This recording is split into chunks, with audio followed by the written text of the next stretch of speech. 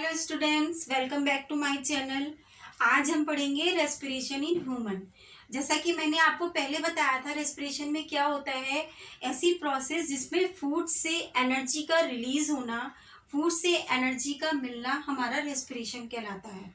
Means body को food से energy जो मिलती है उसको प्रोसेस को हम कहते हैं respiration. The process by which energy is released from food in our body is called respiration. जिस समय रेस्पिरेशन होता है उस समय बाई प्रोडक्ट के रूप में carbon dioxide and water produce होते हैं।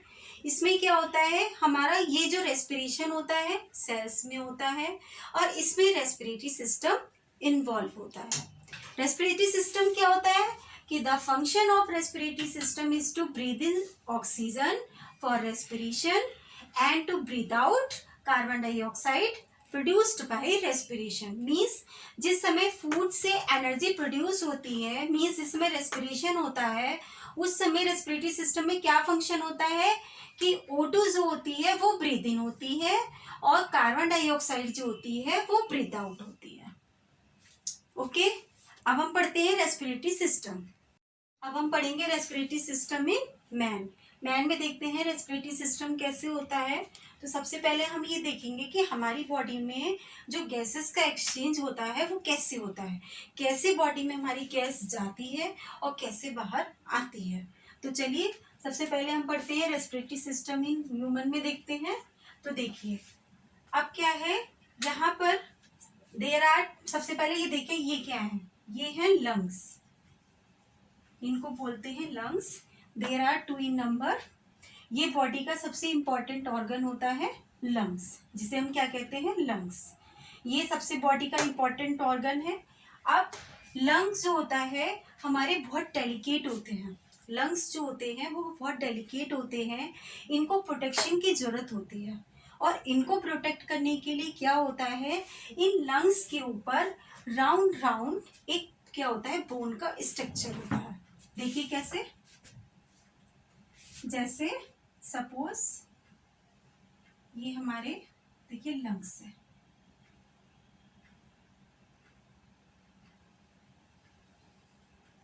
मान लीजिए ये लंग्स है हमारे, ठीक है, ये हमारे लंग्स है। अब इन पे क्या होता है, एक बोन का राउंड राउंड इस तरीके से क्या होता है कि स्ट्रक्चर होता है हमारी बोन, इनके ऊपर इस तरीके से। इसके अंदर हमारे लंग्स जो होते हैं वो क्या होते हैं, सेफ रहते हैं। तो ये जो स्ट्रक्चर होता है बोन का, इसको हम क्या कहते हैं, रिब केज। इसको हम क्या कहते हैं, लंग्स के नीचे क्या है हमारा, डायाफ्राम। ये हो गया हमारा डायाफ्राम, ये हमारा लंग्स के नीचे है, ठीक है। लंग्स के नीचे हो गया डायाफ्राम। अगर आपसे भी पूछे कोई कि लंग्स की पोजीशन क्या है, लंग्स है इधर कहाँ स्थित होते हैं, लंग कहाँ प्रेजेंट होते हैं, तो आप क्या बताओगे कि lungs resides inside rib case above diaphragm inside thoracic cavity. जो कि मैंने अभी आपको बताया था कि लंग्स की पोजीशन क्या होती है, reside inside rib case above diaphragm inside thoracic cavity. अब आपसे पूछे कि थोरेसिक कैविटी क्या होती है। अब आप पूछोगे कि मैम थोरेसिक कैविटी क्या होती है, तो हम क्या बताएंगे थोरेसिक कैविटी क्या होती है। रिब केज के अंदर डायाफ्राम के ऊपर जो कैविटी होती है उसको हम कहते हैं थोरेसिक कैविटी, ठीक है बच्चों। चलिए अब हम देखते हैं इसका क्या पाथ है। एयर हम जब सांस लेते हैं तो इसका पाथ क्या है लंग्स में जाने का। चलिए, जब हम सांस लेते हैं तो ये हमारी है नोज। अब नोज से एयर चली, नोज से हमने ली, नोज से पहुंची नॉस्ट्रिल में, नॉस्ट्रिल से एयर नेजल पैसेज में, मीन्स यहाँ पे पहुंची। नेजल पैसेज से कहाँ पहुंची, फेरिंग्स में। ये हमारा है फेरिंग्स, फेरिंग्स से आई लैरिंग्स में और लैरिंग्स से आके लंग्स में आ जाती है। ये एयर आने का पाथ है कि नोज के थ्रू नॉस्ट्रिल, नॉस्ट्रिल के थ्रू नेजल पैसेज, फिर उसके बाद फेरिंग्स, फेरिंग्स के बाद लैरिंग्स और लैरिंग्स के बाद लंग्स में आ जाती है, ठीक है। अब आप देखिए कि फूड, अब आप मुझसे पूछेंगे कि फूड का क्या, मान लीजिए जैसे हमने फूड खाया, फूड हमारा माउथ में हमने लिया, फूड माउथ के थ्रू हमारा कहाँ आता है, फेरिंग्स में आता है। फेरिंग्स के बाद ये जो है इसके लिए फूड पाइप होता है जो कि इसके पीछे होता है, फूड पाइप में आता है। लेकिन एयर आने का और फूड जाने का जो बात होता है वो आके फेरिंग्स से गुजरता है। वो कहाँ से गुजरता है, फेरिंग्स से गुजरता है। फेरिंग्स के बाद वो फूड पाइप में चला जाता है। मीन्स जो फूड आता है वो तो आता है हमारा फूड पाइप में, ठीक है। और जो हमारी एयर आती है वो हमारी किस में आ जाती है, विंड पाइप में, मीन्स ट्रैकिया में, ठीक है। चलिए, अब जब हम सांस लेते हैं तो आपने देखा सांस लेते हैं तो एयर के संग काफी डस्ट पार्टिकल्स आते हैं। एयर के संग जब डस्ट पार्टिकल आते हैं तो यहाँ पर जब सांस लेते हैं यहाँ से एयर चलती है, यहाँ पे एयर चली मीन्स, तो ये नेजल पैसेज है। नेजल पैसेज में क्या होता है, हेयर्स और म्यूकस होते हैं, जहाँ पे म्यूकस सिक्रीट होता है। और म्यूकस क्या होता है, म्यूकस एक चिपचिपा लिक्विडी, एक लिक्विड फॉर्म में होता है जो कि एयर के संग आए हुए डस्ट पार्टिकल्स को क्या करता है, रोक लेता है। उसके बाद एयर जो होती है वो क्लीन होके इसी पाथ से लंग्स के अंदर आ जाती है, ठीक है। अब हम देखते हैं ये जो लंग्स होते हैं, लंग्स के ऊपर एक पतली सी मेम्ब्रेन होती है, एक जो मेम्ब्रेन होती है उसको हम कहते हैं, ये उस लंग्स उसमें उस पतली सी मेम्ब्रेन में क्या होते हैं, कवर्ड होते हैं, जिसको हम बोलते हैं प्लूरा। इसके ऊपर जो मेम्ब्रेन होती है इसको हम कहते हैं प्लूरा, ठीक है। चलिए, अब हम बढ़ते हैं ट्रैकिया की तरफ। ट्रैकिया क्या होता है, ट्रैकिया में जो है एक बोन का रिंग लाइक स्ट्रक्चर होता है, ये वाला बोन का एक रिंग लाइक स्ट्रक्चर होता है जिसको हम कहते हैं रिंग्स ऑफ कार्टिलेज।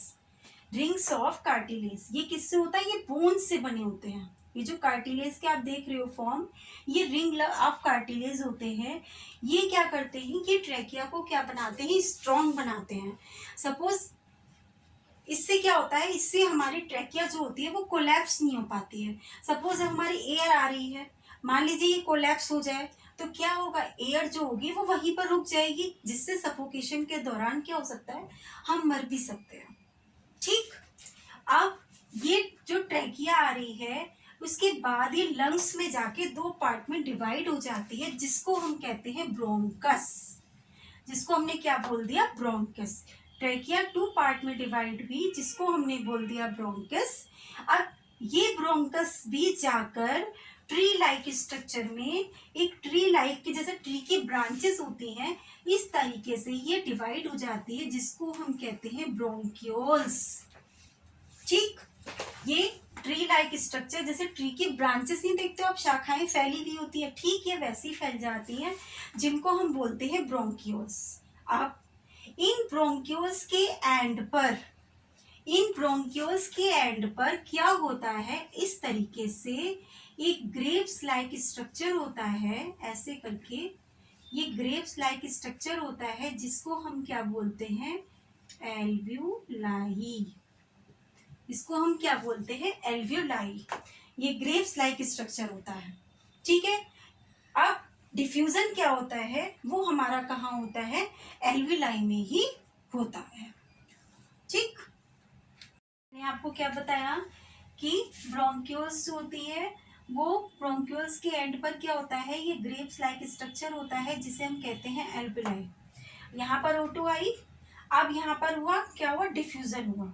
जब O2 यहाँ पर आई फिर यहाँ हुआ डिफ्यूजन, जिससे क्या हुआ, O2 जो होती है वो ब्लड में डिसॉल्व हो जाती है। O2 क्या होती है, वो ब्लड में डिसॉल्व हो जाती है। उसके बाद जब ये डिसॉल्व O2 ब्लड में मिल गई, उसके बाद O2 क्या होता है, वो हमारा क्या हो जाता है, रिच हो जाता है। O2 क्या होता है, हमारा रिच हो जाता है। और उसके बाद जहां जहां O2 ब्लड में, O2 ब्लड के संग जब मिलता है और जहां जहां ब्लड पहुंचता है वहां वहां O2 पहुंच जाती है। उसके बाद ये वाला ब्लड, O2 वाला ब्लड जो O2 जिसमें मिक्स है वो सेल्स में पहुंच जाता है, बॉडी की हर सेल्स में पहुंच जाता है। जब इसमें एरोबिक रेस्पिरेशन जब होता है, मैंने आपको रिकॉल करी कि एरोबिक रेस्पिरेशन क्या बताया था कि एरोबिक रेस्पिरेशन जो होता है वो O2 के साथ होता है। जब O2 होती है उसको हम कहते हैं एरोबिक रेस्पिरेशन। उस रेस्पिरेशन में क्या होता है, हमारी CO2 जो रिलीज होती है, जब CO2 निकलती है एरोबिक रेस्पिरेशन के दौरान, तो वो कहाँ आती है, एल्वुलाई में आती है। एल्वुलाई से वापस ब्रोंकस, ब्रोंकस से यहाँ ब्रोंक्यूल्स, ब्रोंक्यूल्स के ब्रोंकस, ब्रोंकस उसके बाद ठीक उसी प्रोसेस से बाहर निकल जाती है जिस प्रोसेस से CO2 अंदर जाती है। जिस प्रोसेस से O2 अंदर जाती है उसी प्रोसेस से CO2 बाहर निकल जाती है। ठीक है, आई होप आपको ये प्रोसेस समझ में आई होगी कि रेस्पिरेटरी सिस्टम में O2 और CO2 का आना जाना किस तरीके से होता है। ठीक है, चलिए चीज और रह गई है। लास्ट में एक चीज ये है कि जब हम सांस लेते हैं और सांस छोड़ते हैं उस समय क्या कंपोजिशन रहता है, ये इनहेल्ड एयर का है। जब हम सांस लेते हैं तो उस समय हमारी ऑक्सीजन जो होती है वो 21% होती है, कार्बन डाइऑक्साइड होती है वो 0.04% होती है, वाटर वेपर जो होती है और लिटिल अमाउंट में होती है। ठीक है, ऐसी एक्सहेल एयर में देखते हैं कि जब हम O2 जब हम एक्सहेल करते हैं एयर को तो उस समय ऑक्सीजन जो होती है वो 16.4% होती है और कार्बन डाइऑक्साइड 4.4 होती है और वाटर वेपर जो होता है लॉट होता है। इसका मतलब आप देखिए, जब आप सांस लेते हैं, जब आप मान लीजिए सांस ली तो उस समय क्या होता है, हमारे लंग्स होते हैं वो फूल जाते हैं। क्या हो जाते हैं, फूल जाते हैं। रिब केस जो होता है, जो मैंने आपको रिब केस बताया था, वो ऊपर हो जाता है, रिब केस ऊपर हो जाता है और डायाफ्राम भी क्या होता है, डायाफ्राम भी हमारा ऊपर की ओर उठ जाता है। ठीक है, अब मान लीजिए सांस आपने छोड़ी, सांस छोड़ी तो उस समय क्या हुआ, रिब केस डाउन और लंग्स क्या हुआ, छोटे हो जाते हैं, डायाफ्राम भी नीचे हो जाता है। ये था हमारा एयर का कंपोजिशन। ठीक, अब आप रेट ऑफ ब्रीदिंग और देखिए कि रेट ऑफ ब्रीदिंग में क्या होता है कि the average breathing rate in an adult man at rest is about 15 to 18 time पर मिनट। अब लास्ट में हम एक चीज और पढ़ते हैं, rate of breathing. Rate of breathing में क्या है कि the average breathing rate in an adult man at rest is about 15 to 18 times पर मिनट। एडल्ट मैन का जो ब्रीदिंग रेट होता है जो 15 तो होता है, जो 15 to 18 टाइम्स पर मिनट होता है। मीन्स अगर हम भाग रहे हैं या फिजिकल एक्सरसाइज कर रहे हैं या वर्कआउट कर रहे हैं, कुछ भी एक्सरसाइज ऐसा हम कर रहे हैं तो उस समय क्या होता है, हमें एनर्जी ज़्यादा चाहिए होती है। लेकिन जब हमें एनर्जी ज़्यादा चाहिए होगी तो उस समय ऑक्सीजन भी हमें ज़्यादा चाहिए होगी। तो उस समय क्या होता है, हमारा ब्रीदिंग रेट जो होता है वो क्या हो जाता है, बढ़ जाता है। आई होप आपको मेरी वीडियो समझ में आई होगी। अब आप प्लीज़ मेरे चैनल को सब्सक्राइब करना ना भूलें, ज़्यादा से ज़्यादा लाइक करें और उसको सब्सक्राइब करें। Thank you.